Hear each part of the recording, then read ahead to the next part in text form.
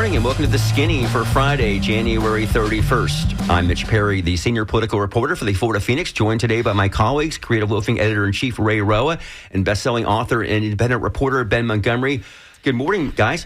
Good morning. I'm hopped up on a Vietnamese coffee from Cafe Hey. I'm so excited for the show today. Same. And I feel like Senator Gruters is too. He's a little premature with his hello there. But yeah, we're going to get to Joe Gruters in just a minute. So, folks, hopefully you've been following, obviously, news. This has been a huge news week nationally, of course, but also here in the state of Florida and in Tallahassee, where there's essentially a low-level war going on between Governor Ron DeSantis and the Republican-controlled Florida legislature after the majority of Republican state lawmakers rejected DeSantis' proposal to crack down further on illegal immigration in a special legislative session that originally Senate President Ben Albritton and House Speaker Danny Perez had said was premature. Now, as part of that original call, DeSantis also wanted the legislature to look at some other very tough proposals on the citizen-led constitutional amendment process. And while that was not addressed this week, it's not going away. And you're going to want to know what he's intending to do on that because he's still angry about the amendments on cannabis and on abortion rights that came so close to passing in November. So we're going to talk to somebody about that later in the show. But first, so state lawmakers did gavel in for a special session on Monday, but they stunningly announced that instead of taking up some of the bills being pushed by the governor, they announced they were going to push their own alternative bill on immigration. Now, the bill that came out this week would increase penalties for undocumented immigrants who commit crimes. It would make Agriculture Commissioner Wilton Simpson, a statewide Republican elected official, the state's chief immigration officer, empowering him to oversee the state's immigration enforcement efforts under Donald Trump, replacing DeSantis in that role. The bill also includes more than $500 million to help local law enforcement officers get the training they need to help federal immigration agents and reimburse state and local law enforcement agencies for the cost of sharing detention beds with ICE, U.S. Customs and U.S. Immigration and Customs Enforcement. That is all coming as Republicans in Tallahassee say they need to push these measures to complement President Donald Trump's program for mass deportations of undocumented immigrants. DeSantis has blasted the legislature's bill as very weak, and he says he will veto it. Now, joining us right now via Zoom to discuss this is the Republican lawmaker who sponsored the bill in the Florida Senate. That's Sarasota County's Joe Gruters. Good morning, Senator Gruters. Hey, Mitch, thanks so much for having me on. Great to have you on here with us, Senator Gruters, and welcome to The Skinny. It's certainly been quite a week, and there's really now a war going on online with the governor going on, as you know, conservative media outlets across the country condemning Republicans like yourself. How are you holding up right now?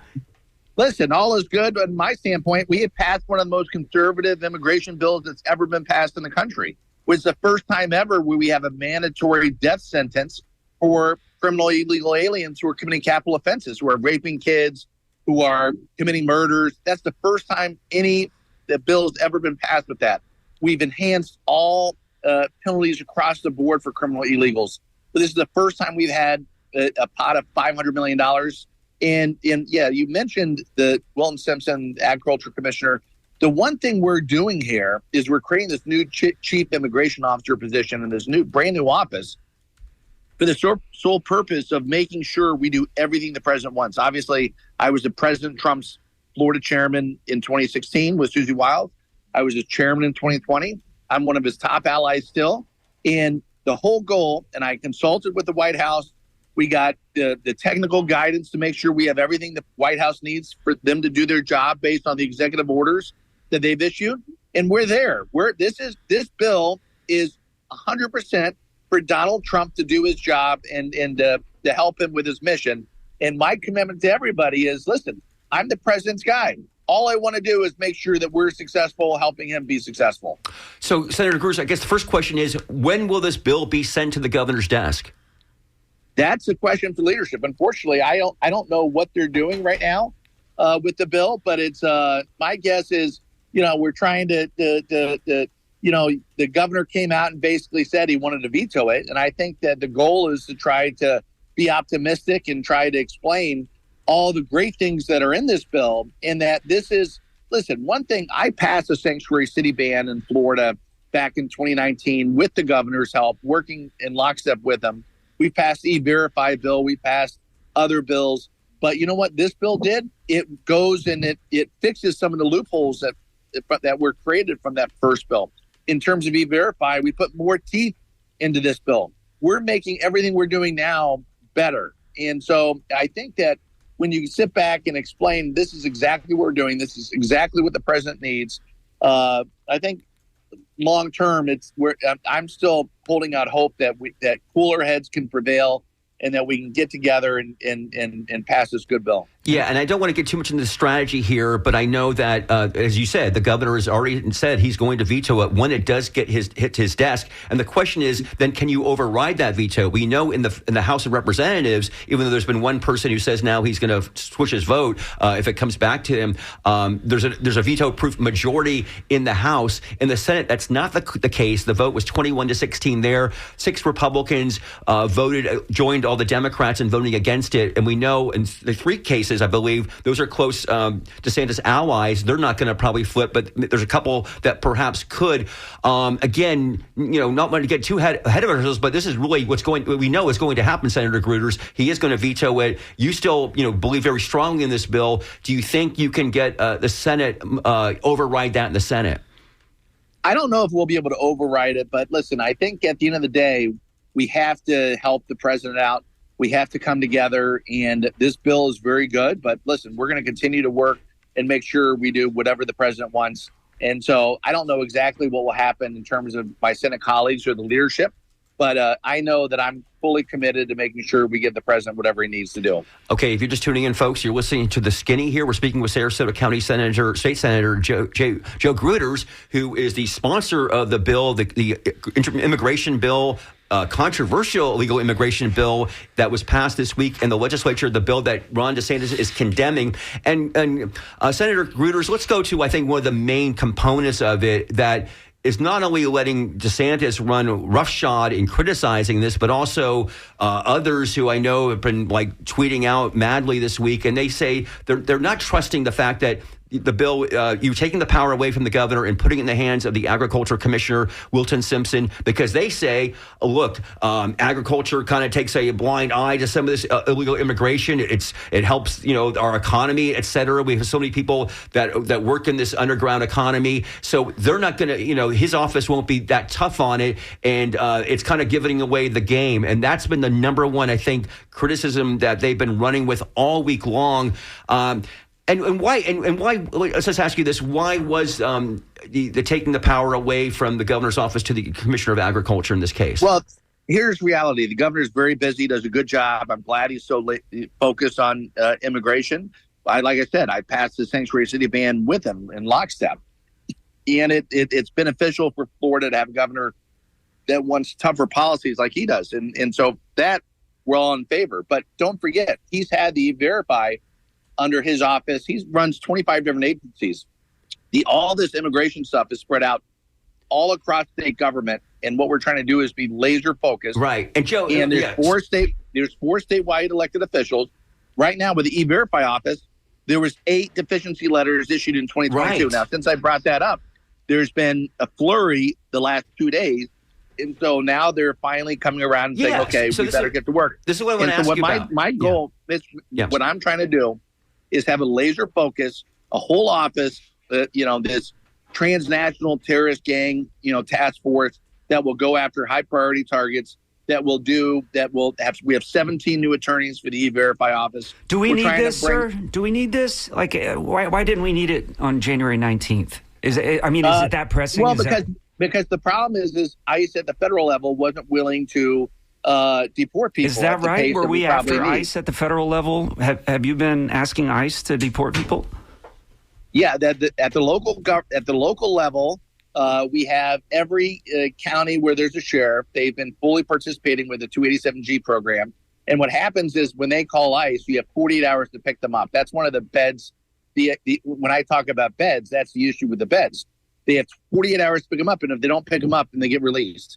And so, yes, we need greater collaboration because now ICE is now tasked with picking these criminal illegals that detainers up at the local jails to make sure that if you're an uninvited guest in our country and if you're committing crimes, yes, 100% you should be deported. We should be doing everything we can to help not only with those detainee requests, but to go after high priority targets like members of the cartels, gang members, and other individuals who have previously been deported in our criminal criminals inside the system. Senator Gruters, you mentioned a moment ago about E-Verify, and we saw this with the Tampa Bay Times. Lawrence Maurer had the story that, and I guess this is the point about this, and you saw Senator Pizzo talk about this in the Senate floor on Tuesday night.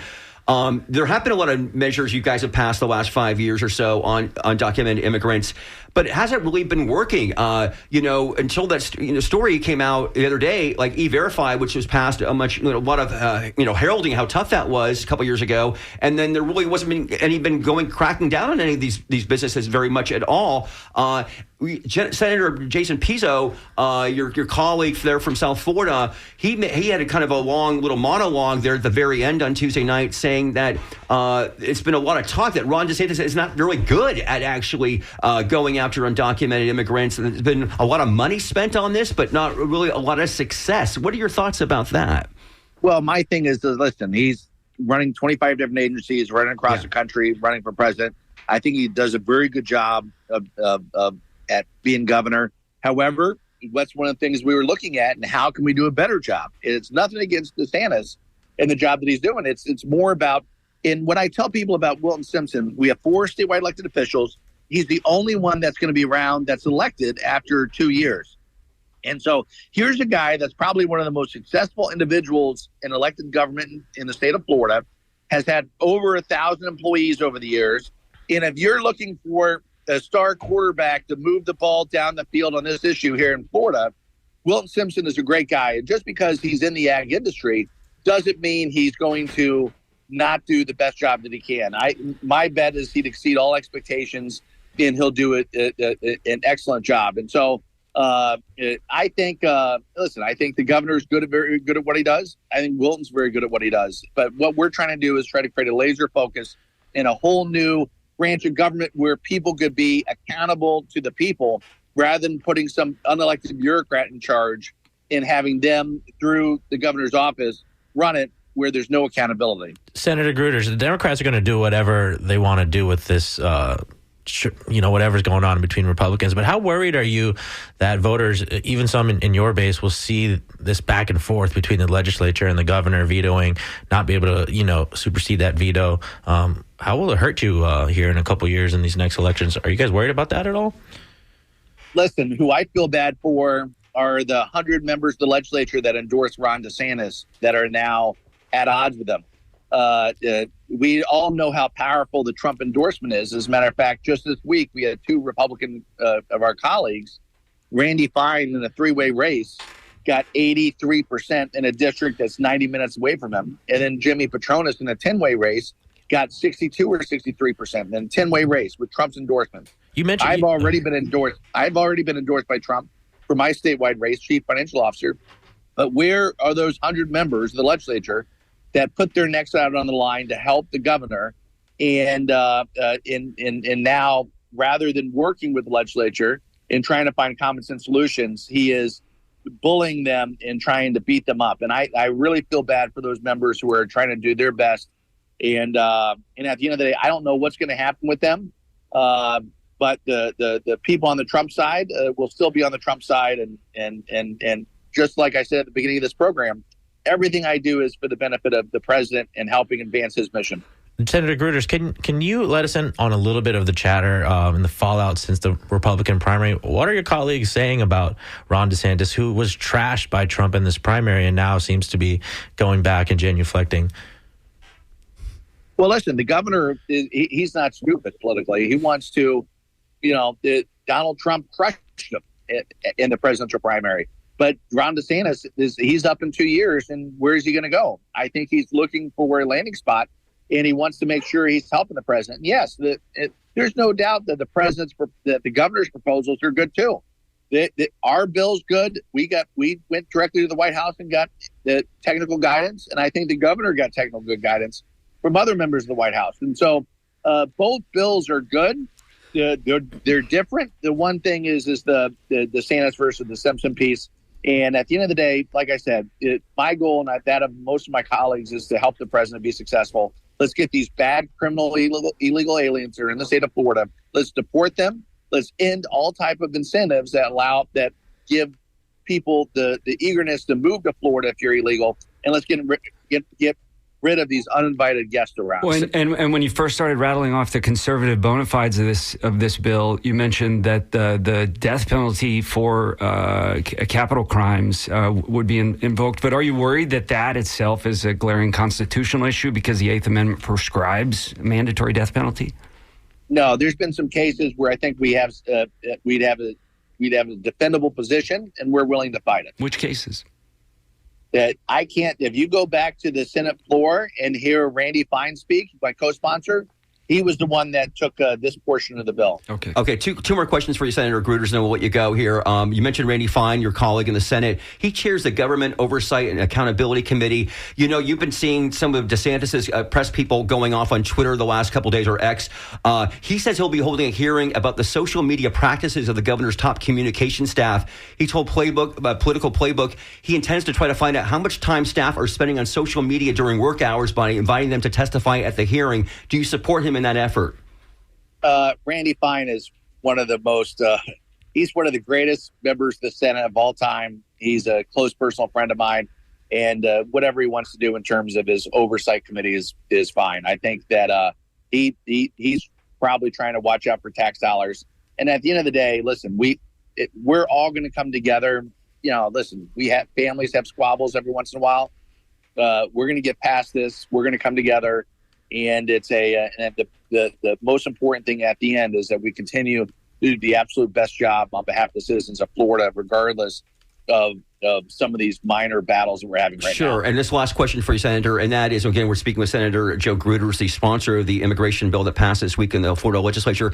Let's go back. You know, I'm going to talk later in the show about the constitutional amendment process here. Going back, you're a big supporter, of course, of Amendment 3, the cannabis amendment that would have legalized recreational weed in the state last year.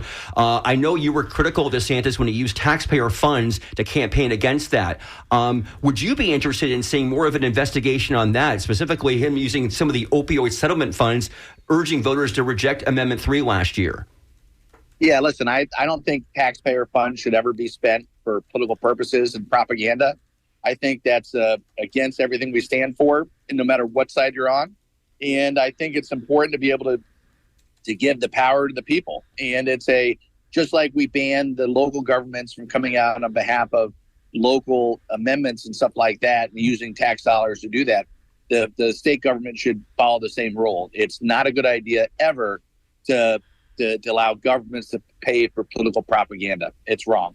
Okay, we'll leave it there. Senator Joe Gruters from Sarasota. Senator, thank you for your time this morning here on The Skinny. Thank you, guys. Bye-bye.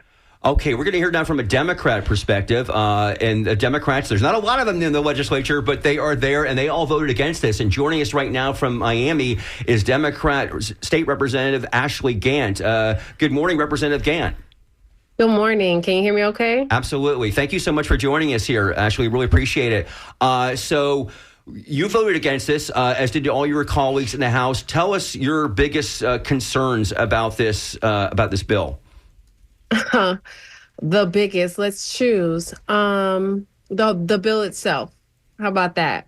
Yeah. So I am an attorney by trade, and I had the fortune or misfortune of practicing immigration law. And so coming from the legal perspective, immigration is solely a federal responsibility. It's the federal jurisdiction.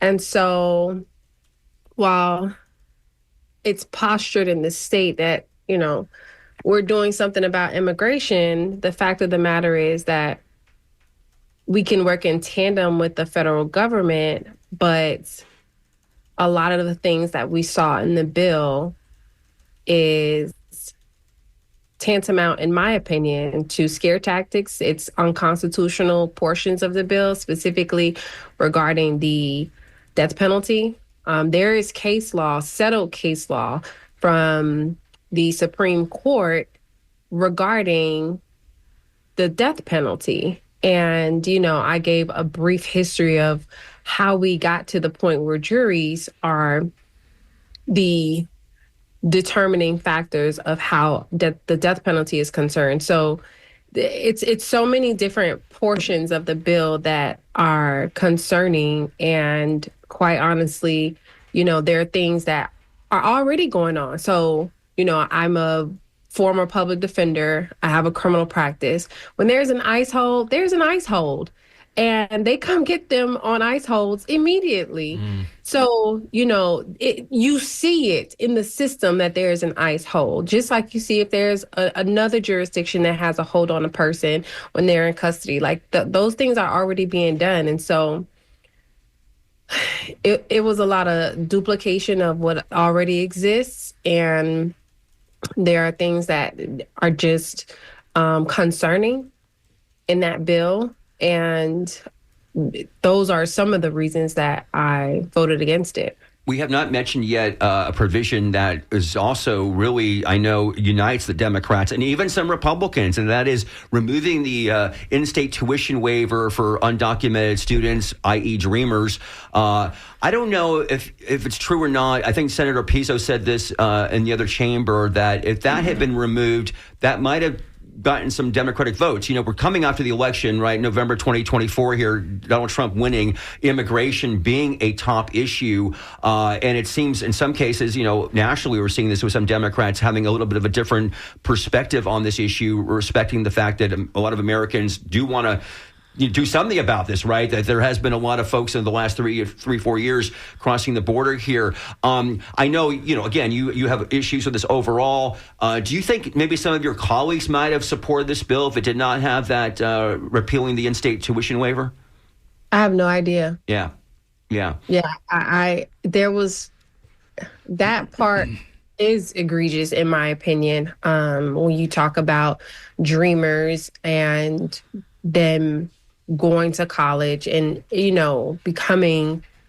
being productive members of society. I think that provision does not guarantee or even imply any type of safety measure for our state. And the continued commentary was, won't attract undocumented persons to Florida. What? I don't find any logic in that, in my opinion. And, people can believe what they want to believe. If you don't believe in rain, if you go outside and it's raining, you're still going to get wet. So people believe what they want to believe. But that was just, it did not make any sense to me. Like, why is that a thing? Yeah, and as you know, many Republicans supported this a decade ago, including the Lieutenant Governor, Jeanette Nunez.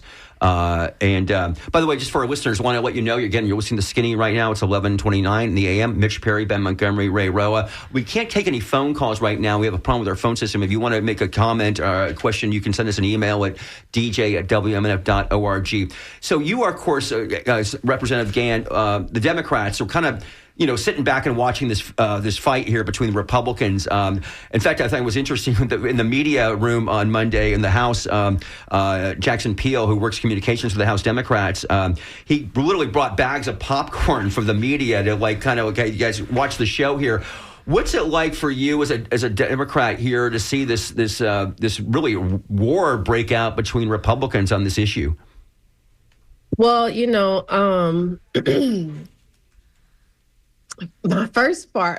I have a couple things to say, okay? The first thing is that's not my business. So what my business in Tallahassee is working for my constituents and the people of Florida. And so there are elders in my community on fixed incomes who have to choose between rent and groceries. That's my business. That's my concern. There are families who, with the increase in minimum wage, are becoming ineligible to receive scholarships for early learning care. That's my business. We have veterans who need help. We have a mental health crisis in the state of Florida. And so squabbling amongst men in the same party is not really my thing.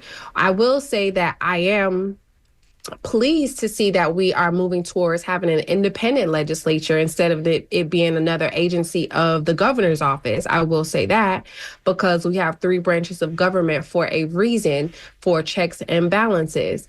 And so that part was, it was heartening to see the reclamation of the independence of the legislature, because that's absolutely needed, because then you can actually address the needs of the people instead of being another arm or extension of the governor's office.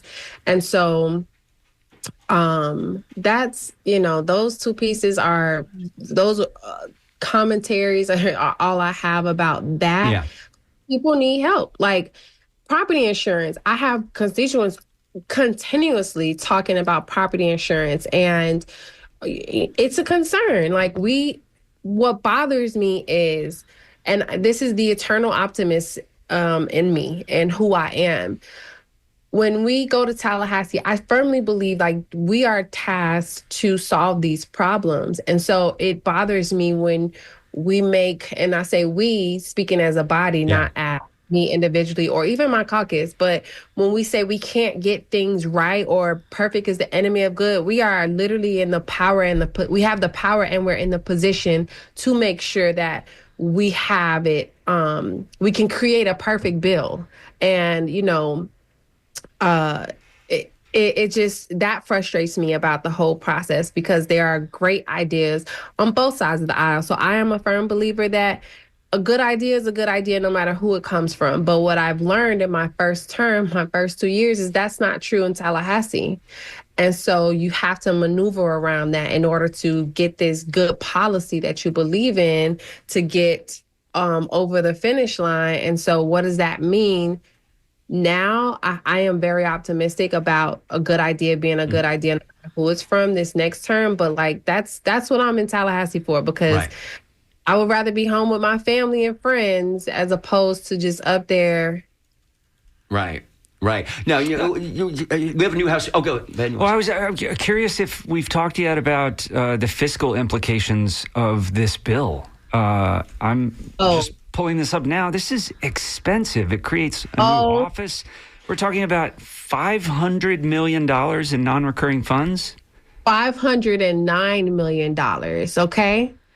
So, honey. I mean, we're talking about creating a level of government that does not exist right now to enforce these laws at an incredible cost.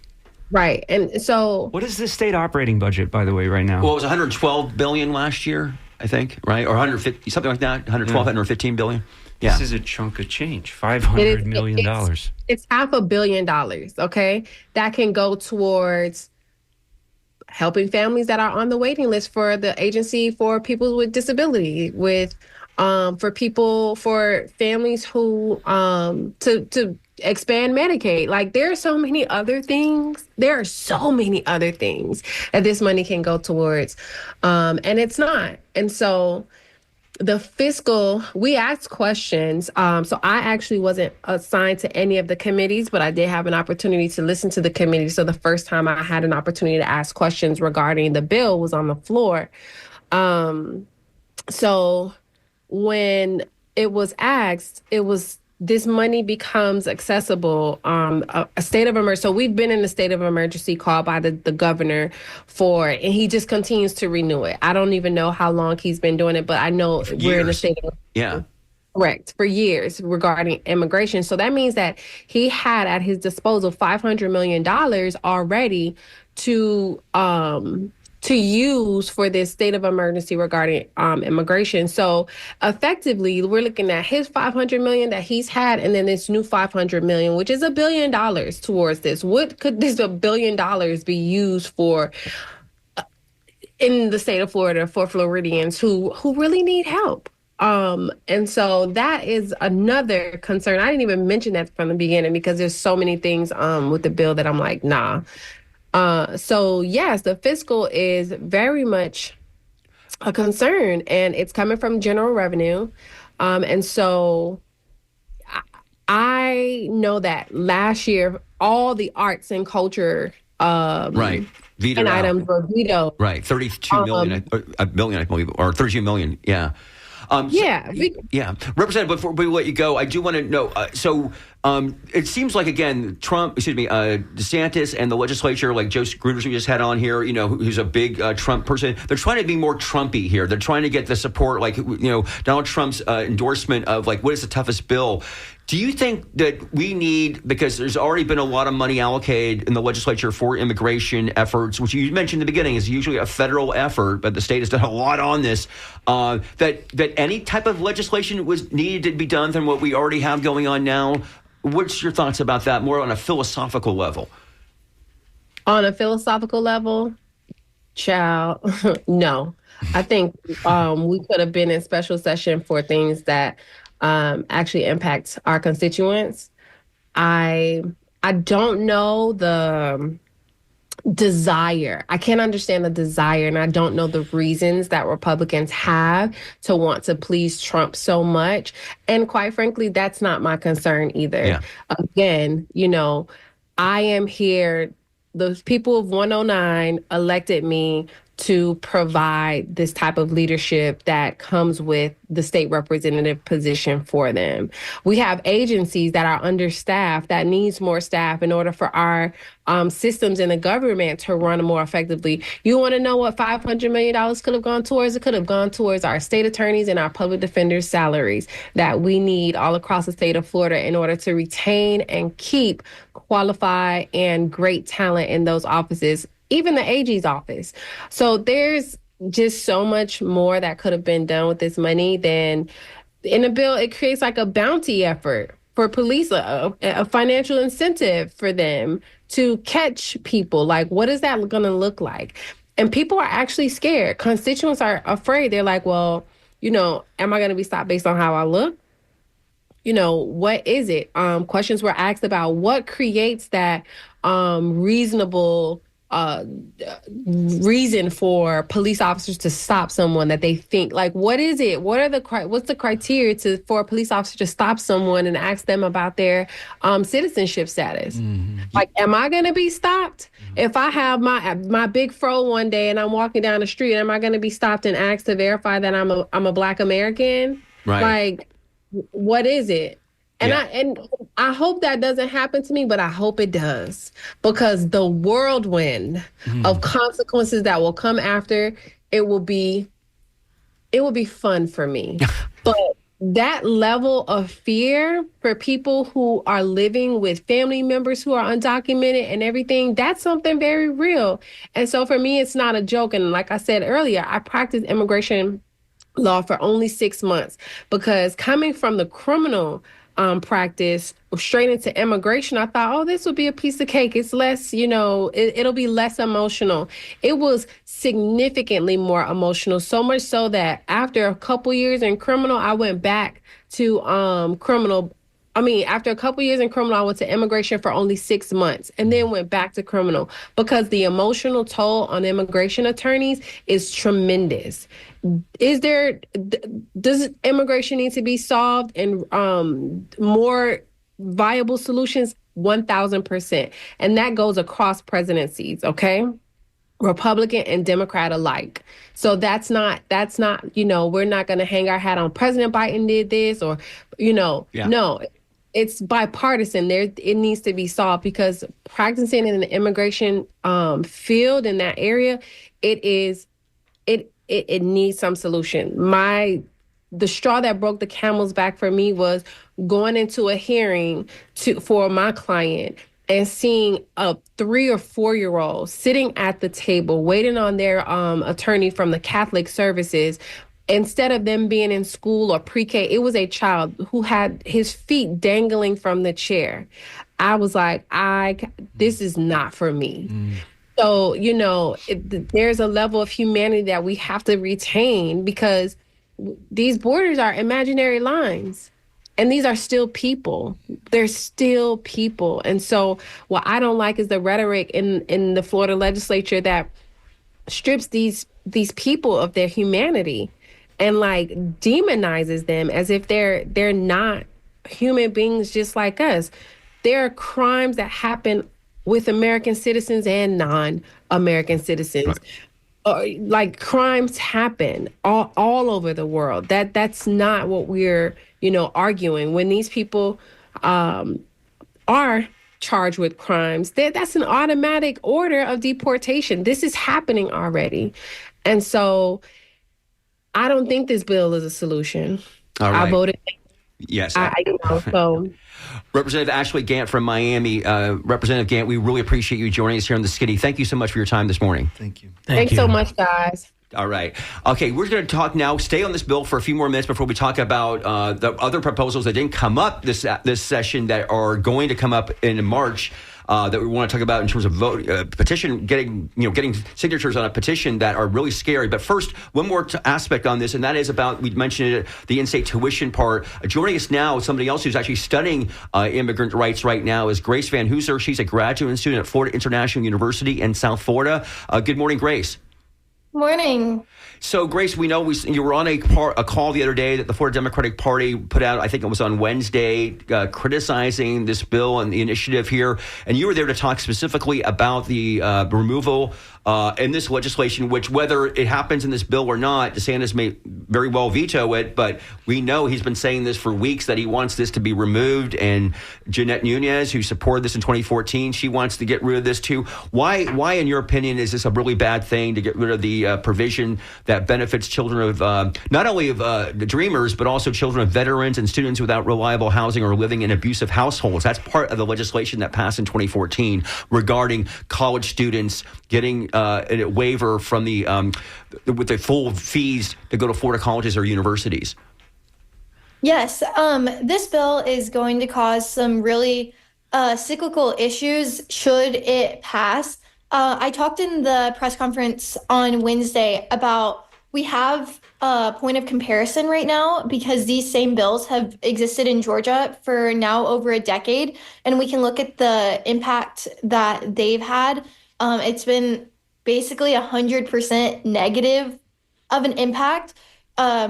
Students that have been subjected to the bill in Georgia have been forced to stay in, as you're talking about, dangerous living situations. They haven't been able to get the education that could put them in the position to get out of these situations.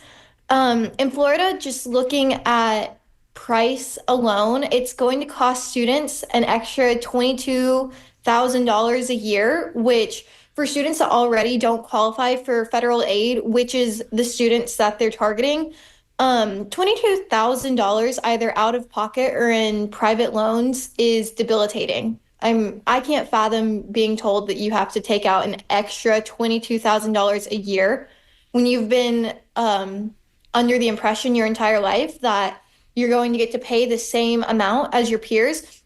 Because that's the whole thing. These are students' peers. These are kids that grew up here. These are kids that consider themselves U.S. citizens that are being told that they are not, they're less than their peers, right, despite the fact that they have done exactly the same thing as their peers. And most of them are here by absolutely no fault of their own, but yet they're being punished.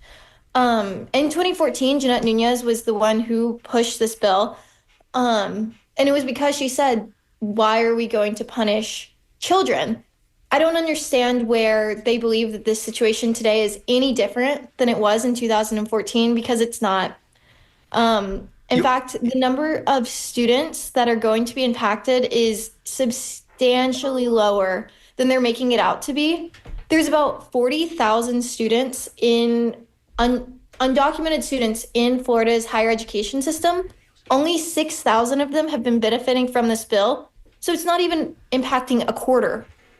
We're taking away just 6,000 kids, telling them that they're not worthy of attending these universities. You know, again, we're speaking with Grace Van Hooser, a graduate student at Florida International University, focusing her studies on immigrant rights. I don't know if you saw this during the discussion on Tuesday night in the Florida Senate on this provision, because there was a couple of senators, Republican senators, the one from Miami, also Jennifer Bradley from the Northeast Florida area, who voted for a amendment that was proposed by, I think, Democrat Chevron Jones in the Senate that would grandfather this out, the in-state tuition, for 4 more years. So people who are in school right now who are getting the benefit right now. That waiver could continue their studies. That did not pass. They voted for it, and they voted against the bill ultimately overall. So there were some Republicans who felt like Jeanette Nunez did 10 years ago, and many other Republicans, we should say. What is your concern? I don't know if you saw though, Grace, is that Senator Kathleen Passidomo.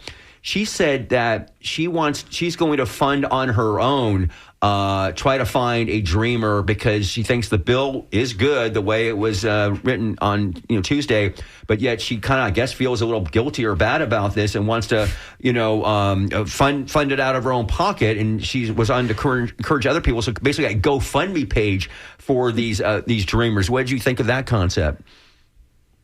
I can appreciate it, but it's not practical. I've researched a lot on what the impact will be, and looking at a program like that, I mean, just looking at general scholarships, because that's been, I've heard a lot of arguments of people saying, well, they can just qualify for scholarships. These are generally low income students. No, they can't. These programs are not, again, 6,000 students is small in the grand scheme of how many students attend these universities, but 6,000 students is still a lot of kids to come up with an extra $22,000. So I appreciate these programs, and I do hope that should this bill pass, that there will be people reaching out to help, but I don't think they're practical. I don't think they're going to work. Nothing like that has ever worked in Georgia. And I'm just using that as the example because I grew up there. I have seen how it affected my peers. And I think it's scary that these students too are going to be promised that someone's looking out for them, that don't worry, this GoFundMe page will help you get your education. And then, time comes, they have to pay their tuition. And what do you know? 6,000 other kids were in front of them and there wasn't enough money to help. Or the scholarships were too competitive because there are 6,000 extra applicants on top of it. There's only so many scholarships. Grace, I think that it's going to hurt. Grace, you heard, I don't know if you heard Representative Gant just talk about the emotional toll that immigration law can take on a person practicing it. But you are all in on this. From your seat right now, looking into the future, what is it going to take going, 10, 20 years? What do you tell young people now who have a heart for this or think they're willing to do the work? How can they get involved, and what will it take for them to be there for immigrants going forward? Well, for anyone interested in getting involved, there's a lot of nonprofit organizations that you don't have to have any legal background. I don't have any names off the top of my head, but a lot of firms right now are getting told that to stop practicing, a lot of immigration firms, which is a really, really scary thing. Not only is it these clients are being told that they aren't going to have help, these attorneys are being told they're not going to have a job. So it's going to hurt a lot of people, but I know that firms like that are really looking for people to come and help. Even if it's just filing documents, you can reach out to local firms, but it's good work.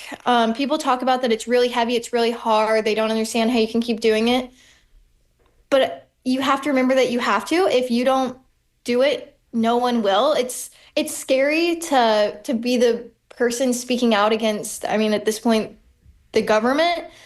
But I think you just have to remember that it goes so far beyond you. I feel super thankful to be able to talk about this because I'm a citizen. I was born in the United States, and I have so many peers that are super passionate about this, but they can't talk about it because they're basically snitching on themselves, on their family. They're putting themselves in danger. So I think it's important that those of us who aren't going to get in trouble for talking about it need to be talking about it, to stand up for those who are about to have some really awful things happen to them by the people who are supposed to be protecting them. All right, Grace, we're going to leave it there. Grace, we appreciate your time so much here this morning talking about this provision. Grace Van Hooser, she's a graduate student at Florida International University, focusing her studies on immigrant rights. Grace, thanks for your time this morning. Absolutely. Thank you for having me. Great. Thank you very much. Okay, now the last part of the show, we're still going to get, I wanted to reserve a few minutes of this show. We've been talking all about the immigration bill, you guys. There was, if you remember, Ron DeSantis the last few weeks had been saying it wasn't just going to be the special session on immigration, although obviously that's what he cared about, but he wanted to make it seem like it was going to be comprehensive. So it was also going to talk about condominium reform, hurricane relief, and also changing the ways that we get citizen petitions on the ballot, which, as we all know, are very hard to do, very expensive. Both Amendment 3 and Amendment 4 last year, the measures on abortion rights and on marijuana cost over $100 million. But now the governor wants to make it much harder because he was very unhappy about that. As you know, he campaigned last year against that. So there's some proposals that have been floated out. DeSantis himself put out there that we're not part of this, but they're going to, I'm sure, come back in March. And joining us right now to talk about that is Brad Ashwell. He's the Florida State Director with All Voting is Local Florida. Brad, welcome to the Skinny. Hey, thanks, Sean. Glad to be here. All right. Actually, Mitch here, actually, but it's all good. Sorry. No problem, Sean and Brad. Okay, so, Brad, I really wanted you on here because I want our listeners to be prepared for this because, again, it almost seems like, look, I think if Ron DeSantis had his way, we wouldn't have constitutional amendment process. They've already, legislature we all know has made it very hard, or the voters have, right? It's 60%. We all know that's very tough. Both the marijuana and the abortion got well over 50%, didn't get 60%. But now there are proposals that DeSantis floated out there that I'm sure is going to be written by a lawmaker. Let me just talk about some of them I saw here. One of them would be that it would limit individual voters signing petitions at a county elections office or submitting their signed petitions by mail, like voting is done right now. Brad, that's very different than how people collect signatures right now for a cause such as, say, Amendment 4.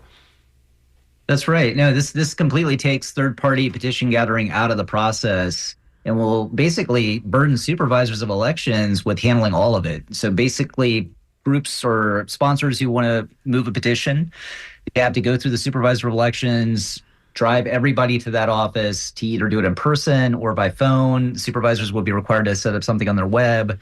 They'd be able to do it to some degree telephonically, but it would all go through the supervisor of elections. You wouldn't see people at Publix gathering petitions. And really, it's just part of I think you were talking about it earlier, it's just a larger pattern over the past decade and a half of them trying to make the process harder and harder, sort of a death by a million cuts strategy. There's also, another proposal would be anyone who collects more signed petition forms for someone else must be verified, and they cannot collect more than 2 signed petition forms for individuals other than themselves or their immediate family.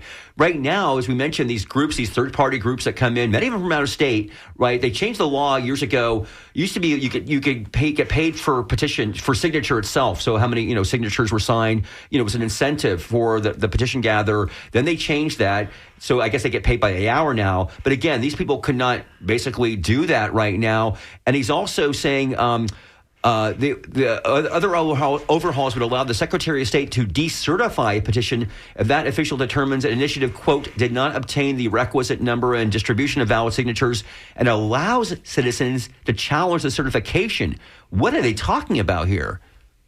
Yeah, I mean, this is really what we saw them try to do with the abortion amendment this past cycle. And I think it's probably the worst part of this bill that was floated. I mean, just take a step back. So this bill was floated by the governor's office during a special session he made the legislature move forward on. They quickly gabbled in, gabbled out, killing all the bills he had filed, killing this bill. But they did flag that this is going to be back. This is going to be a priority. Representative Malika will be the point person for the House. We don't know in the Senate.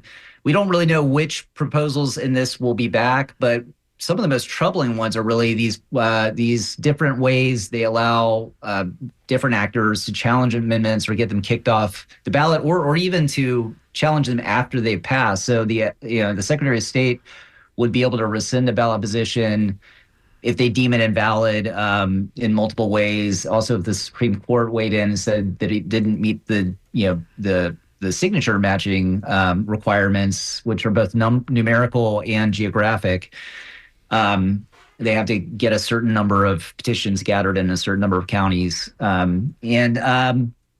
It also, I think, honestly, one of the most troubling things to me is this private right of action for any voter to contest an initiative after the election. So after it's been, again, this is going to make the process just incredibly more expensive for those, who want to push an initiative. But after they've already gathered all the signatures, they've already gone through all the hoops to get it on the ballot, voters have voted on it, the majority of voters have passed it, they are going to still allow folks, anyone, to challenge that in court and get it thrown off the ballot, or removed from placement in the Constitution at that point.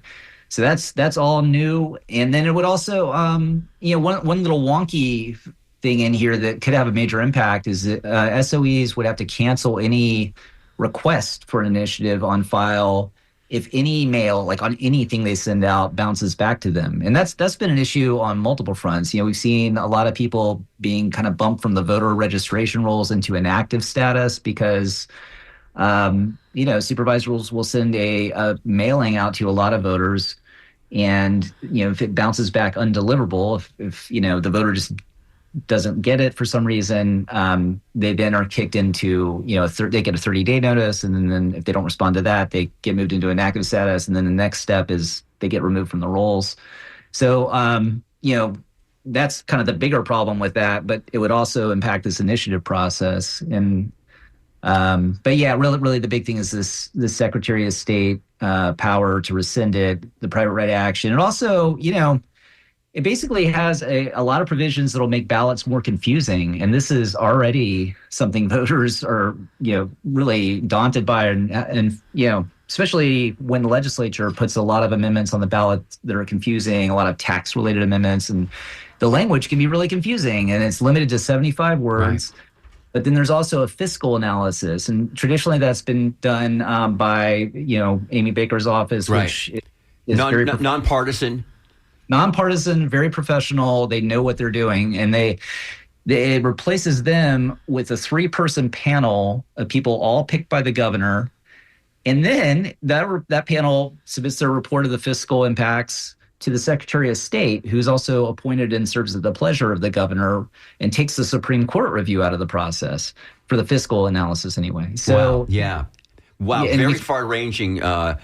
Brad, we're going to have to go right now, Brad, but I wanted to get John here to tell our listeners about this because, again, it's going to come up in March, right, when the session begins.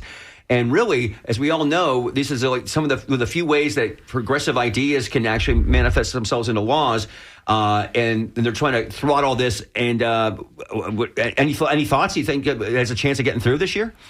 Yeah, it really does. There's a lot of them. They've been building it. Yeah, I mean, I just want to say, direct democracy is an essential part of the freedom that empowers voters to pass people-centered policies. I mean, thanks to the initiative process, we've had term limits, we've raised the minimum wage, we've protected our beaches from oil drilling.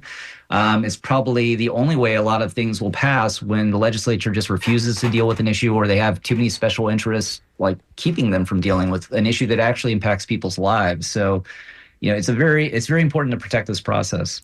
Brad, in the early stages of this, have you been able to identify any potential Republican support that may be able to help you kind of defeat this?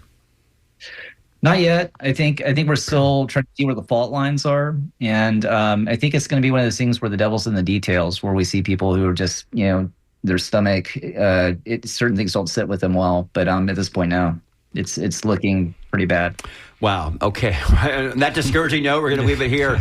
Brad Ashwell. Have a good day. Man, this weekend's going to be awesome. Yeah, I know. It's so fun. Brad Ashwell is the Florida State Director with All Voting is Local Florida. Brad, thank you so much for joining us here on The Skinny. Okay, thanks for having me. See you. Absolutely. Okay, guys, we got a minute left to go here. What are you guys watching next week? Oh, man. Well, we haven't talked about the federal stuff going on here, right? Like with the president. And we're raising money next week. Oh, correct? No, 2 weeks. February 21st. Yeah. 3 weeks. 3 weeks. We want to get our listeners thinking about it, though, definitely. Yes. Yeah. But pull that money out. Just get it ready. Set it on the coffee table so it's just there on your mind. By the way, we just celebrate, I think this is the 2-year anniversary, roughly the end of January is when we started this 4 years ago. Been at it 2 years. My favorite thing, I get a text from my beautiful wife, Danielle, or a phone call as the show starts, and I'm like, hey, I'm on the air. And she goes, oh, yeah, I forgot. I'm like, it's been 2 years. But this has been a lot of fun, and I'm super grateful to the station for hosting us and having us in between Joe Ellen, who's sitting in Studio One, and Mr. Dingfelder, as I know him, who's my science teacher on Down and Dirty. It's been a pretty cool run. Yeah, and hopefully, again, you got to some information today. We heard from the bill sponsor of this controversial immigration bill, and this is wild, you guys. This big fight between Ron DeSantis and the legislature. Finally, after 6 years, some pushback. It was interesting to hear Representative Gant kind of be heartened in a way. It's really interesting. But then you heard Senator Grutter say, listen, families have squabbles, but we are going to come back together. So, we can focus on all this stuff, but we know how this ends. And I think the show is about to end. Thank you so much for spending the last hour with us here on WMNF Tampa. My name is Ray Roa. On behalf of my co-hosts Mitch Perry and Ben Montgomery, and also Joe Remo on the phones for us today. Skip Sassy on the boards. Please stay tuned to WMNF. As I said, Joe Ellen is in Studio One with Art in Your Ear. And in about 20 seconds, you get a nice, refreshing dose of NPR news. Have a good weekend, everybody.